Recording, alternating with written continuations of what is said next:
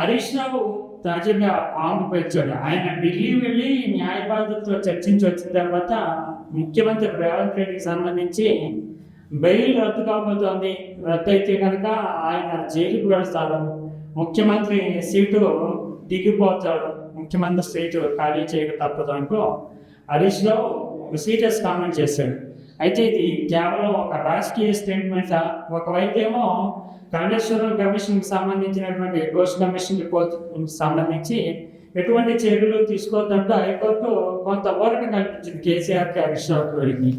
ఇదే సందర్భంలో రేవంత్ రెడ్డిని టార్గెట్ చేస్తూ ఈ ప్రకటనని చేయడం అనేటటువంటిది ఒక కీలకమైనటువంటి అంశంగా రాజకీయ వర్గాల్లో చర్చ జరుగుతుంది. అసలు ఎంతవరకు చూస్తే కనుక ఈ బెయిల్ వ్యవహారం గురించి తెలంగాణ ప్రజలు, రాజకీయ వర్గాలు కూడా ఆల్మోస్ట్ మర్చిపోయినట్లుగానే ఉన్నాయి.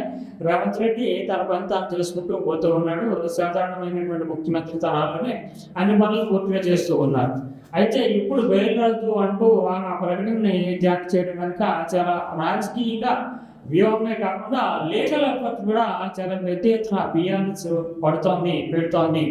ఎట్టి పరిస్థితుల్లోని ఉండేటటువంటి ఒక బలహీనత ఏదైతే ఉందో ఆ బలహీనత రేవంత్ రెడ్డి గారి కేసుకు సంబంధించినటువంటి ఓటు కేసుకు సంబంధించినటువంటి బలహీనతని అడ్డు పెట్టుకుంటూ ఏదో రకంగా టెక్నికల్గా ఇబ్బంది పెట్టాలనేటటువంటి కోణంలో బీఆర్ఎస్ పవర్ వెతుకుతుంది. అవసరమైతే దీనికి సంబంధించి బీజేపీ సహాయాన్ని, సహకారాన్ని కూడా తీసుకోవచ్చు అంటూ రాజకీయ వర్గాల్లో చర్చ నడుస్తుంది. అసలు బెయిల్ రద్దవడానికి ఉండేటటువంటి కారణాలు ఏంటి? బెయిల్ నిజంగానే రద్దవుతుందా? భారతీయ జనతా పార్టీ రేవంత్ రెడ్డి మీద ఆగ్రహంగా ఉందా? ఉంటే కనుక ఎంతవరకు సుప్రీంకోర్టులో ఉండేటటువంటి కేసులో కేంద్ర ప్రభుత్వం బీజేపీ ఎంతవరకు జోక్యం చేసుకునేటటువంటి లీగాలిటీ ఉంది?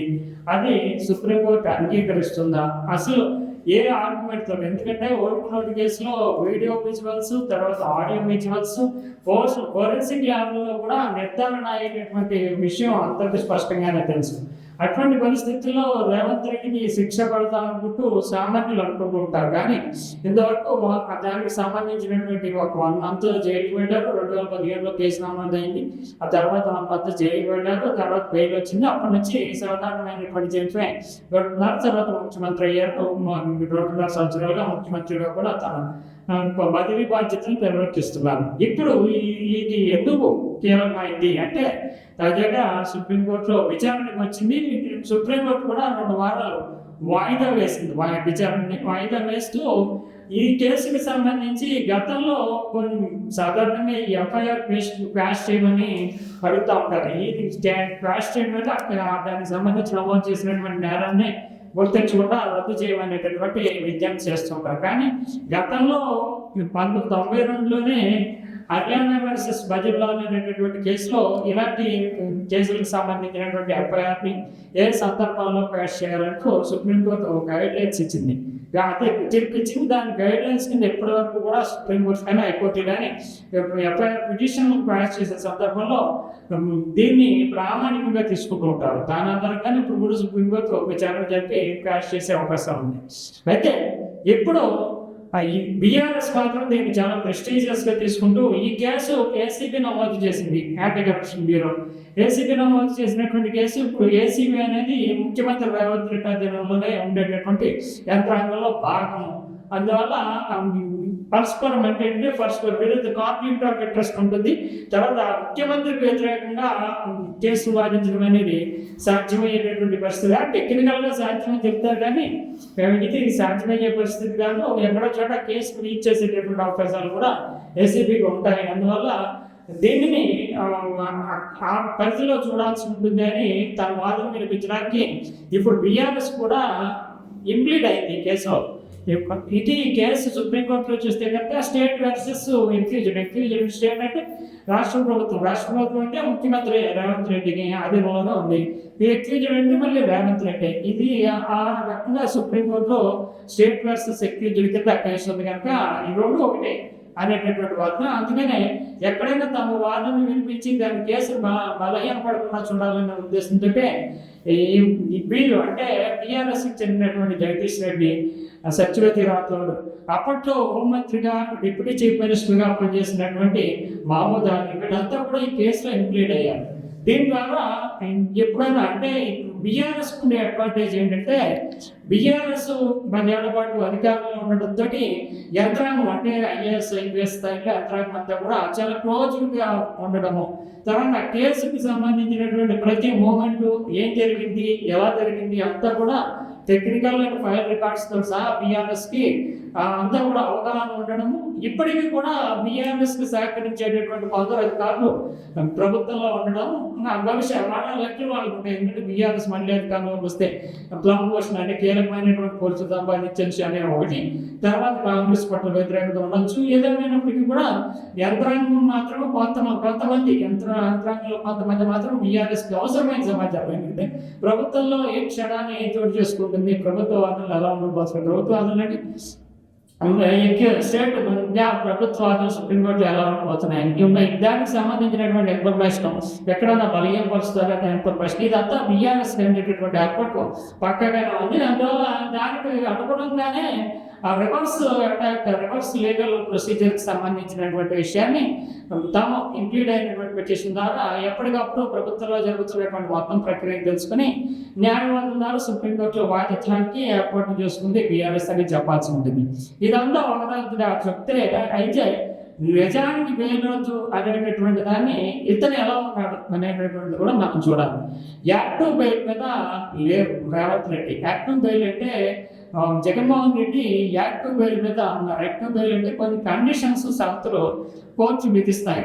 ఆయన దేనికి సంబంధించినటువంటి డిస్ప్రపోర్షనేట్ అసెట్స్, తర్వాత పెట్రోలు, ఇతర అనేక కేసుల్లో సిబిఐ నమోదు చేసినటువంటి కేసుల మీద 16 నెలల పాటు జైలుకు వెళ్ళారు జగన్మోహన్ రెడ్డి. తర్వాత బెయిల్ వచ్చింది. బెయిల్ వచ్చినా కూడా యాక్టివ్ బెయిల్ ఇచ్చారు. యాక్టివ్ బెయిల్ అంటే సాక్షులను ప్రభావితం చేయకూడదు, కేసు విచారణకు సహకరించాలి, విదేశాలు ఇతరత్ర దేశాలకు వెళ్ళినప్పుడు కోర్టు పర్మిషన్తో మాత్రమే వెళ్ళాలి. అంటే ఆల్మోస్ట్ తన పాస్పోర్ట్ కోర్టు ఆధీనంలో ఉన్నట్టుగానే ఆయన చెప్పాల్సి ఉంటుంది. అందువల్ల వీసా జారీ చేసేటప్పుడు కూడా ఆయన కోర్టు అనుమతి తీసుకోవాలి. అది యాక్టివ్ బెయిల్ అంటే కండిషన్స్ రిపోర్ట్ చేస్తూ ఉండాలి అనేటటువంటి కండిషన్స్ మీద జగన్మోహన్ రెడ్డి ముఖ్యమంత్రిగా 5 ఏళ్ళు కూడా కొనసాగారు. ప్రస్తుతం కూడా యాక్టివ్ బెయిల్ మీద ఉన్నారు. కానీ రేవంత్ రెడ్డిది సాధారణమైనటువంటి బెయిల్. అందువల్ల యాక్టివ్ బెయిల్ లేకపోవడం వల్ల ఇతర కోర్టులు కానివ్వడం కానీ, లేదంటే విదేశాలు వెళ్ళినప్పుడు పర్మిషన్ తీసుకోవడం కానీ, విజయాలకు సంబంధించినటువంటి విషయాలు కానీ మొదలుగా జరుగుతున్నటువంటి సంగతి లేదు. ఇది సాధారణమైనటువంటి వారిగానే ఉన్నాయి. కేసులు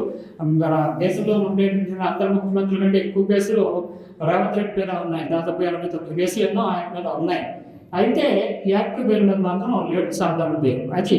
అయితే ఇప్పుడు ఈ బెయిల్ సాధారణమైనటువంటి బెయిల్ ఈ కేసుకి సంబంధించినటువంటి బ్రైబరీ కేసుకి సంబంధించి జరిగితే కనుక ఓటుమి కేసులో ఏం జరుగుతుందంటే ఎంతవరకు అవకాశం ఉంది అంటే, ఇప్పుడు న్యాయ నిపుణులు మాత్రం ఒక రకంగా ముఖ్యంగా పొలిటికల్ సర్కిల్లో జరుగుతున్నటువంటి చర్చ బీజేపీ కూడా రేవంత్ రెడ్డి వైఖరి పట్ల చాలా ఆగ్రహంగా ఉంది. ఇతను హైకమాండ్ అంటే ఏఐసిసికి కాంగ్రెస్ పార్టీకి ఒక ప్రధాన ఎస్ఎంగా మారాడు. బీజేపీని ప్రతి విషయంలోనే టార్గెట్ చేస్తున్నాడు. డీలిమినేషన్ బిల్లు లాంటి ఒక ప్రెస్టీజియస్ అంశాల్లో కూడా ఇతను చాలా కొరకడానికి పోయిగా మారిపోయాడు. ఇతను ఖచ్చితంగా ఏ రకమైనటువంటి అవకాశం వచ్చినా ఇబ్బంది పెట్టడము, అవసరమైతే కనుక ఆ పదవి నుంచి నింపేయడం అనేటటువంటిది పొలిటికల్ టార్గెట్లో భాగంగానే బీజేపీ కూడా చూస్తూ ఉన్నాయంటూ కొంత పరిశీలకులు చెప్తూ ఉన్నారు. దానికి ఎంతవరకు బీజేపీకి అవకాశం ఉంది అంటే, బీజేపీ సుప్రీంకోర్టులో కేసు ఉంది కాబట్టి సుప్రీంకోర్టుకి 3 సందర్భాల్లో ఈ కేసు అయితే స్టేట్మెంట్స్ సెక్యూరిటీ కనుక సాధారణ పరిస్థితుల్లో సుప్రీంకోర్టు కేంద్ర ప్రభుత్వానికి సంబంధించి ఏమి జోక్యం చేసుకోవాలి. కానీ కొన్ని సందర్భాల్లో అటార్నీ జనరల్ అంటే కేంద్ర న్యాయ సహాయాధికారి, న్యాయ సలహాదారు, న్యాయాధికారి కేంద్ర ప్రభుత్వాన్ని, ఆయన అటార్నీ జనరల్ ఈ case national impact, national importance ఉందంటే కనుక తనంతా తాను ఇంప్లీడ్ అయ్యి ఆధారాలు వినిపించవచ్చు. లేదంటే ఇంకొక కారణము సుప్రీంకోర్టే దీనికి సంబంధించినటువంటి ఆ ప్రయారిటీని గుర్తించి అటార్నీ జనరల్ సలహాన్ని ఆశించవచ్చు. ఇంకో ఏం చూస్తే ఏంటంటే ఈ కేసులో కనుక కాన్స్టిట్యూషనల్ రాజ్యాంగపరమైనటువంటి అంశాలు ఇవిడి ఉన్నాయి అని భావిస్తే కనుక అప్పుడు కూడా సుప్రీంకోర్టు కేంద్ర ప్రభుత్వం తరఫున అటార్నీ జనరల్ అలా 3 అంశాలు కేంద్ర ప్రభుత్వానికి అవకాశం. అంటే తనంతట తాను ఇంపార్టెన్స్ గుర్తించి అటార్నీ జనరల్ కేంద్ర ప్రభుత్వం తరఫున జోక్యం చేసుకుని చెప్పవచ్చు. 2 కోర్టే చెప్పవచ్చు. 3 రాజ్యాంగపరమైనటువంటి అంశాలు కూడా జోక్యం చేసుకోవచ్చు. ఆ రకంగా మన కేంద్ర ప్రభుత్వానికి అవకాశం ఉంటుంది. అయితే ఏం చేస్తారు అనేటటువంటిది, ఏం చెయ్యాలి అనేటటువంటిది దాని మీద ఇప్పుడు బీజేపీ అనుగుణాలు పడుతుంది. బీజేపీ మాత్రం ఖచ్చితంగా ఎక్కడో చోట రేవంత్ రెడ్డికి చెక్ పెట్టాలనేటటువంటి భావనలోనే రాజకీయంగా ఉంది అనేటటువంటి పొలిటికల్ నేరేటివ్లో ఆ రకమైనటువంటి వాదన వినిపిస్తుంది. అయితే ఇప్పుడు ఈ కేసుని ఏ రకంగా ఏ కారణాలతో కొట్టేయమని అడుగుతున్నారు రేవంత్ రెడ్డి అని చూస్తే అది చాలా లేట్ అంటే న్యాయపరంగా ఉండేటటువంటి లొసుగుల్ని ఆధారంగా చేసుకుంటూ ఈ కేసు నుంచి బయటపడాలనే ప్రయత్నం చేస్తున్నారు అనేది న్యాయకులు చెప్తున్నారు. అంటే యాక్చువల్ ఇన్నోసెన్స్ కాదు, యాక్చువల్గా నేరం చేయలేదు అనే దానికంటే కూడా నో అఫెన్స్ ఆర్గ్యుమెంట్ అన్నట్టుగా దాని మీద ఏమీ లేదు. కేసుకు సంబంధించినటువంటి విషయంలోనే అంటే చట్ట ప్రకారం నమోదు చేసినటువంటి అంశంలోనే తప్పుంది అనేటటువంటి ఒక లీగల్ టెక్నికల్ అంశాన్ని అడ్డుపెట్టుకుని ఈ కేసుని రద్దు చేయమని కోరుతున్నారు అనేది న్యాయకులు చెప్పినటువంటి అభిప్రాయం. ప్రధానంగా ఏంటంటే 2015లో ఈ కేసు నమోదు చేశారు. 2015లో కేసు నమోదు చేసినప్పుడు లంచం ఇచ్చినటువంటి వాళ్ళకి తీవ్రమైనటువంటి నేరంగా పరిగణించకూడదు, అంటే లంచం ఇచ్చిన వాళ్ళు నేరస్తులు కాదు అనేటటువంటిది అప్పటికున్నటువంటి చట్టం. 2015లో నిజానికి ఏసీబీ కేసు సాధారణంగా ప్రభుత్వ ఉద్యోగులు ఇతరత్ర అనేక అంశాల్లో తప్పనిసరి పరిస్థితుల్లో తమ అవసరాల కోసం ప్రజలు ఒక అధికారి దగ్గరికి పని చేయమంటారు, ఆయన డబ్బులు అడుగుతాడు.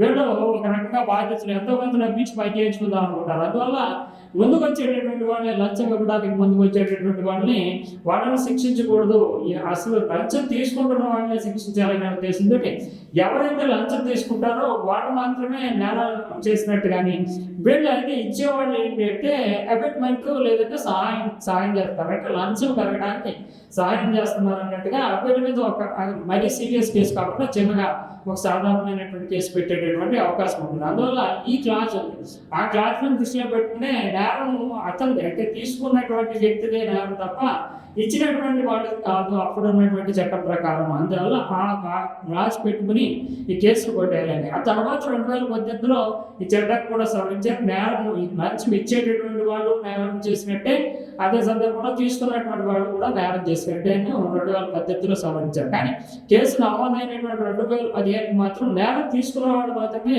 అంటే లంచం తీసుకున్నటువంటి వాళ్ళు మాత్రమే నేరగాడు, ఇచ్చినటువంటి వాళ్ళు ఎఫెక్ట్మెంట్ చేసినటువంటి వాళ్ళు లేదా సహాయకరించినటువంటి వాళ్ళు అన్న మాత్రమే ఉంది. అయితే ఇక్కడ కూడా సుప్రీంకోర్టుకి మరొక ఒక విషయంలో శిక్షించేందుకు అవకాశం ఉంటాయి. కాన్స్పిరసీ యాంగిల్ అంటే ఎఫెక్ట్మెంట్ కాన్స్పిరసీ యాంగిల్ అంటే లంచం ఇవ్వడానికి ఏదో కుట్ర, అంటే అప్పట్లో ప్రభుత్వం తన ప్రభుత్వాన్ని చేయడానికి కుట్రలో భాగంగానే ఈ లంచం ఇచ్చారనేటటువంటి అభియోగం ఉంటుంది. అందువల్ల కుట్రలో భాగంగా లంచం ఇచ్చారంటే మాత్రం శిక్షించడానికి అవకాశం ఉంటుంది.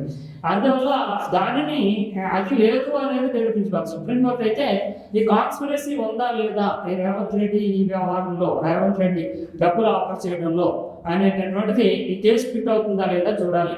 లూప్ హోల్స్ అంటే టెక్నికల్గా ఇన్నోసెన్స్ డిఫెన్స్ కాదు, మేము తప్పు చేయలేదు అనేటటువంటి డిఫెన్స్ కాదు.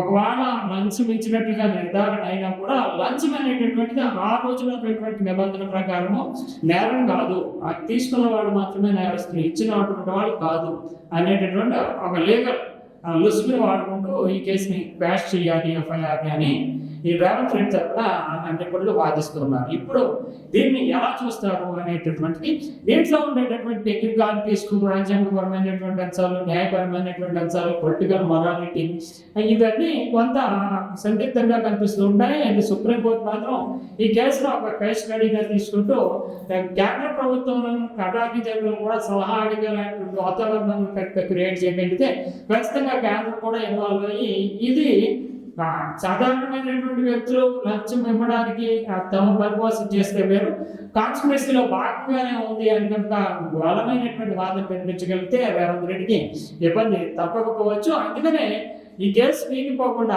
ఏసీబీ తరఫున ఏసీబీ ప్రభుత్వానికి వ్యతిరేకంగా, ముఖ్యమంత్రి వ్యతిరేకంగా చెప్పడం ఉండదు కాబట్టి తాము కూడా బీఆర్ఎస్ లీడ్ అవడంలో ప్రధానమైనటువంటి కారణమే బలమైనటువంటి వాదన వినిపించడం. తర్వాత తాము సేకరించుకున్నటువంటి సాక్ష్యాధారాలు, ఆ రోజు జరిగినటువంటి విషయాలన్నింటినీ కూడా న్యాయ నిపుణుల ద్వారా సుప్రీంకోర్టు ముందు ఉంచడం, ఇప్పుడు జరుగుతున్నటువంటి ప్రభుత్వంలో జరుగుతున్నటువంటి వ్యవహారాలను తెలుసుకుని ఈ కేసుకు సంబంధించి దానికి రెమెడీగా కౌంటర్ ఆర్గ్యుమెంట్ తయారు చేసి సుప్రీంకోర్టులో వినిపించడానికి అవసరమైన ఏర్పాటుని బీఆర్ఎస్ చేసుకుంది. బీజేపీ కూడా ఈ విషయంలో అంటే లోపాయికారిగా బీజేపీ బీఆర్ఎస్ నాయకులు కూడా మాట్లాడుకున్నారు అనేటటువంటి వాదన కనవస్తుంది. అది ఎంతవరకు అంటే నిర్ధారించేటటువంటి పరిస్థితి ఉండదు. కానీ ఇద్దరికి మాత్రం ఉమ్మడి శత్రువుగా రేవంత్ రెడ్డి మారని చెప్పాలి. ఒకవైపు ఏమో సిబిఐ ఎంక్వైరీకి సంబంధించి ఆయన ఢిల్లీని నిలదీస్తూ ఢిల్లీలో ధర్నా చేస్తామని చెప్తున్నారు.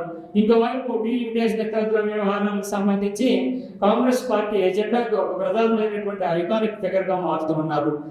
కాంగ్రెస్ పార్టీ మొత్తాన్ని కూడా ఆర్థికంగా భరించేటటువంటి విధంగా ఆయన ఫైనాన్షియల్ సపోర్ట్ కూడా ఇస్తున్నారు అనేది కేంద్ర ప్రభుత్వ ఇంటెలిజెన్స్ వర్గ సమాచారం. ఓవరాల్ గా చూస్తే కనుక రేవంత్ రెడ్డిని కట్టడి కంట్రోల్ చేయాలనేది బీజేపీ లక్ష్యంగా ఉంది. రేవంత్ రెడ్డి ప్రతి నిమిషము కూడా తమకు ఇబ్బంది పెడుతూ కేసీఆర్ని హరీష్ రావుని కేసులో పెట్టడానికి కేటీఆర్ని ప్రయత్నం చేస్తున్నారు. కాబట్టి ఇతను తప్పుకుని వేరే ముఖ్యమంత్రి ఎవరు వచ్చినా తమకు ఇబ్బంది ఉండదు అనేటటువంటి ఆ లక్ష్యంతో బీఆర్ఎస్ కోవలు పడుతుంది. వీళ్ళిద్దరూ ఇండైరెక్ట్ గా కానీ డైరెక్ట్ గా కానీ సహకరించుకుని రేవంత్ రెడ్డికి సుప్రీంకోర్టులో ఇబ్బందులు కలిగే పరిస్థితిని కల్పించవచ్చు అనేది రాజకీయ వర్గాల అంచనా. ఏం జరుగుతుందో తెలియదు కానీ బెయిల్ రద్దు అయితే మాత్రం ఖచ్చితంగా సీఎం సీటు ఖాళీ చేయాల్సి ఉంటుంది. ఆ తర్వాత పరిస్థితులు ఏమనేది తెలియదు కానీ బెయిల్ రద్దు అవుతుందా లేదా, ఈ కేసు సీరియస్నెస్ ని అలా తీసుకుంటుందా లేదా సుప్రీంకోర్టు అనేది విచారణ అనంతరం మనం చూడాల్సి ఉంటుంది. 2 వారాల పాటు మాత్రం ప్రస్తుతానికి విచారణని వాయిదా వేశారు.